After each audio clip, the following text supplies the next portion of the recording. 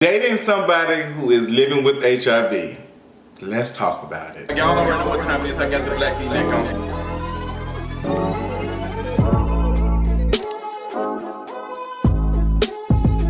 So guys, it's time to talk about it. A lot of people have hit me up and asked me about doing a video about dating and living with HIV and how that works.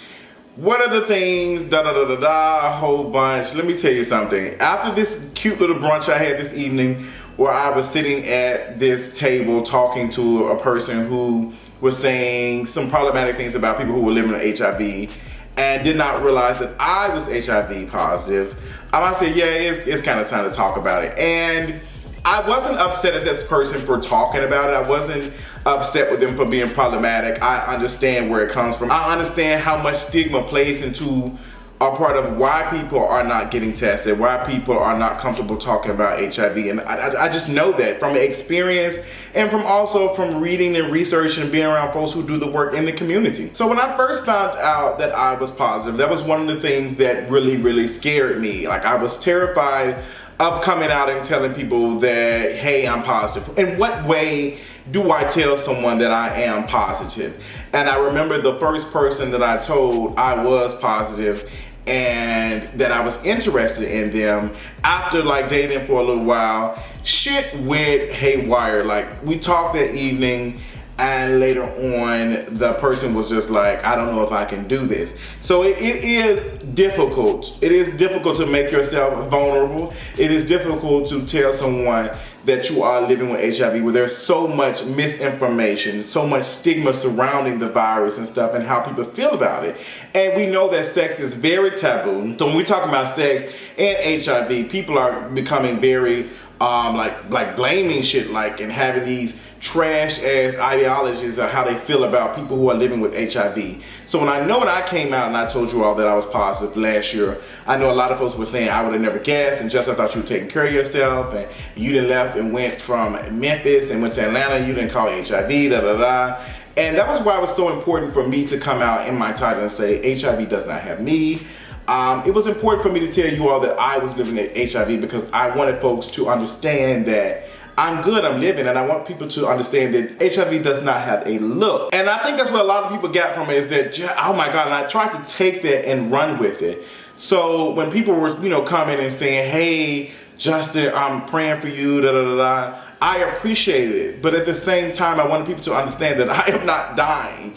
I'm taking a pill every night before I go to bed, and I'm taking care of myself. And I go to the doctor every 3 or 4 months and get tested for a variety of things, and which I should have been doing anyway, HIV positive or not, to make sure I'm staying healthy. And I think that's what's most important, is that people are getting into care and staying into care. Now, we know there's a lot of things that keep people from getting into care when we're talking about, resources, money, people living in poverty, people feeling like, and once again, stigma. So many like barriers prevent people from taking care of themselves. But I want to talk about stigma because stigma played a part in how it was for me to date folks. So I learned this trick of telling people, instead of telling folks I'm positive, I would tell them that I was undetectable. So once you have that conversation, you open up about the information around HIV and staying into care and taking care of yourself, and you're not being able to transmit the virus. And that, like, when you say things like this, some folks, they be like, oh, okay, I know what undetectable means.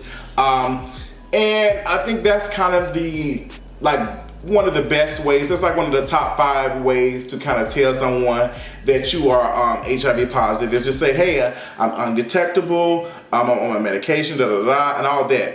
Also, I have, as you all know, I'm in a relationship, so I'm not dating.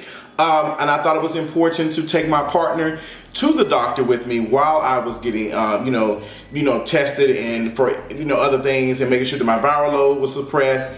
I took my partner with me because I wanted them to be able to ask all the questions and get into the information about, the virus and what is going on with my body and how sex is. Now, you get into some situations where you talk to a doctor who might have some trash views of how they see people who are living with HIV, and we have to work on that too, because some of these people who are working in, you know, this service and stuff, all look at people who are living with HIV, especially black folks, as a number, and they look at us like not even as a person, but someone is just probably almost sex crazed, and you know, you need to stop doing this and that. But I think we need to be honest with our doctors and make sure we're finding a doctor that knows what they're talking about. And it's just not knowing the research and stuff with HIV and the medicine, but know what they're talking about as far as like asking me important questions when it comes to my sex life. I'm not going to lie, dating was very difficult. Dating was very difficult in the beginning.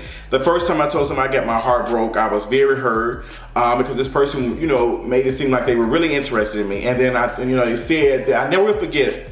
They said, well, you know, it was just so perfect. And I thought to myself, at that time, I said, I'm not perfect. I'm living with HIV, and I didn't know how to tell them. But then I'm looking at myself now, 2019, I'm like, bitch, I am perfect. Bitch, I am that. And like my viewpoint is completely different. And it takes a while, and it might not take you long, but it takes a while for a person, I would say typically for a person who's living with HIV to get to that confidence. Don't think that this shit happened overnight.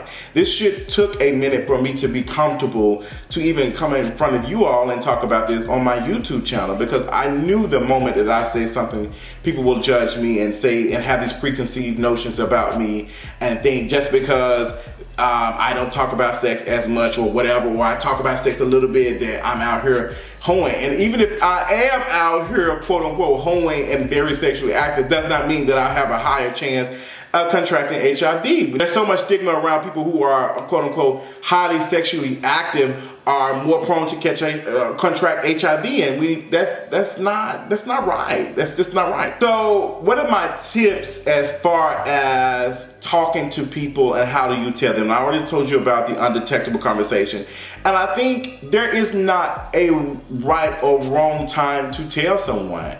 I know there were instances where I would be in the bed with a person that I was interested in, and we would just be watching TV. And just because we're in the bed does not mean that I'm ready for sex with this person. I know that it was times that I was on the couch or inviting someone over, and the person was ready. I can tell that they were ready to engage in some type of sex.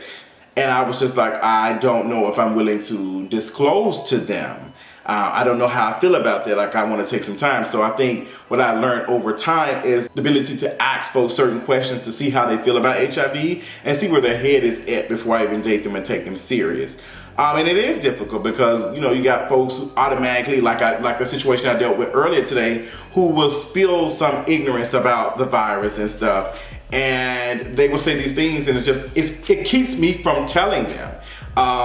Prime example, when I was at brunch today, this person, conversation went from mimosas to people who are on OnlyFans and having quote unquote raw sex are at higher risk of catching HIV and contracting HIV, and they're not interested in them, and they don't want to talk to them. So they had prejudged them based off the, you know, these sexual acts they've seen on videos and stuff. And just because somebody's recording videos and them having quote unquote unprotected sex, because there's no such thing as protected sex, there's only safer sex, and I will talk about that a little bit more, but does not mean that that person is not talking to their sexual partners, does not mean that they're not on PrEP, does not mean that they're not doing stuff to prevent contracting HIV or any other STI. So this person has shared this, misinformation right then and there, and it probably kept me from disclosing. And I think people do them a disservice when they come into conversations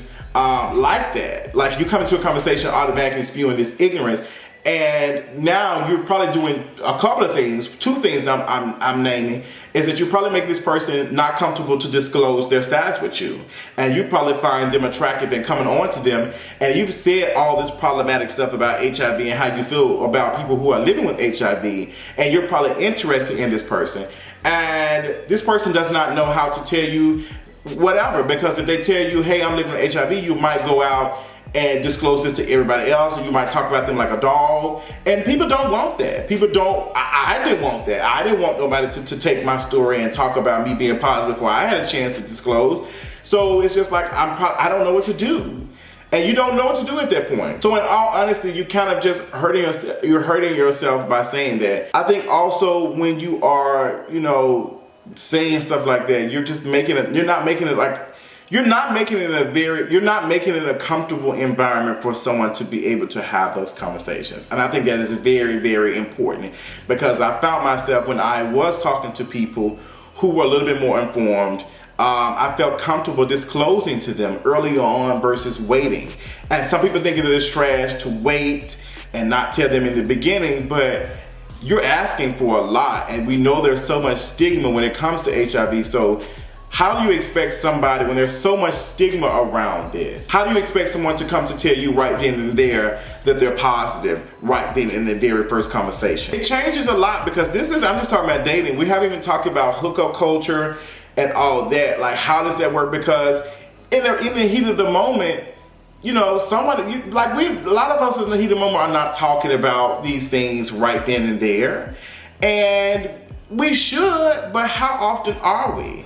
And how often are we not using condoms and all that? Like, how does it happen? I think we need to be more realistic about sex. And the more we be realistic about sex, the more we can make people feel comfortable about talking about it. Because had I been more comfortable around, you know, talking about sex and HIV, I would have been saying some trash stuff about HIV when I had a best friend who was living with HIV.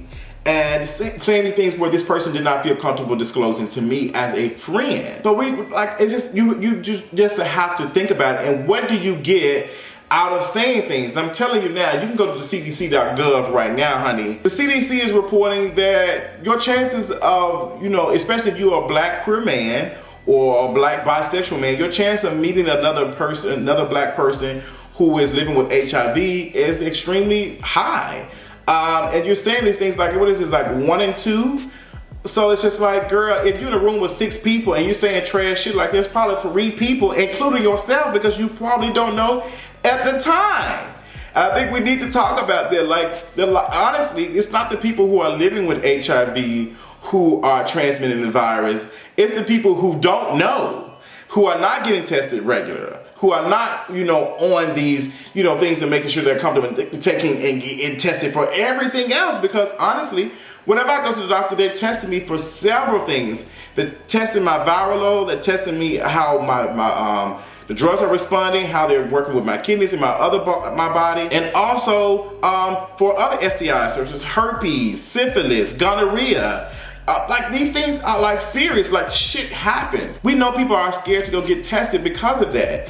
And you have to think about, when you are saying things like that, how does it affect people that, like, your dating pool? Because the research is proven and showing that folks are out here contracting gonorrhea, syphilis, and chlamydia and HIV.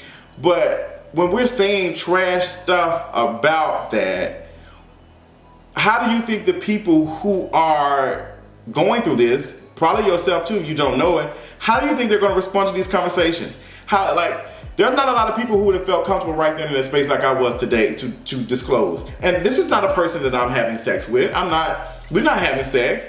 And I had to disclose my status just to make them think, like, you're saying things like that, and you're sitting right across for somebody who is living with HIV and who's telling you from experience that is not the case about people being sexually active and stuff. Because I was not at that time sexually active as much, and I contracted HIV. So it's just like, we can't be sitting here thinking that because somebody's out here on OnlyFans or on whatever, Just for Fans or whatever these sites, and sitting here and having sex, that they are, you know, contracting HIV and other stuff. And that's the stigma that has you thinking that a person is positive just because they're out here having sex, and that's not the case. And the best way to know if somebody is positive is you probably just ask them and making it comfortable for these people to disclose. Because honestly, this is my politic. No one owes you the right to tell you that they are positive or not, honestly. I mean, people look at that like, oh no, you should tell me, no. And honestly, a negative person really should be the one telling them when is the last time they got tested and stuff. Because if I'm a person that's positive and you're coming to me and you're so-called negative, girl, when is the last time you've been tested? Have you been tested every time after you had sex? Like, girl, you're putting me at risk for somebody who's getting tested every 3 months and you only getting tested once or twice a year just for HIV. I mean, girl, there's so much to talk about when it comes to this. And I'm working on some projects and stuff to be able to talk about these things in a group discussion. So you all bear with me, but I definitely want to open this up to a larger conversation in the future. We talk about it a little bit on For the Culture podcast, but I know in the future I want to make a platform just to talk about things like this with other Black queer men. And I'm going to deliver it to you all sometime this year because I think these conversations are very important. I know I was all over the place with this. Please forgive me. But I think I'm going to be doing more of these until we get to what I'm dropping sometime this year. I hope you all listen. I hope you all are ready to receive the knowledge and information. I will be having folks who are doing care, who are doing work in the community and HIV prevention and all that. We have to talk about it because the more comfortable we get talking about this, the more we can eradicate stigma. And if you eradicate stigma, we can eradicate HIV. I love you so much. I hope you all enjoyed this conversation. Let me know what you feel about it. If you have more information or anything you want to work on with me, or you want to provide me anything, make sure you're emailing me at justin@kingeries.com, and I'll talk to you later on tonight.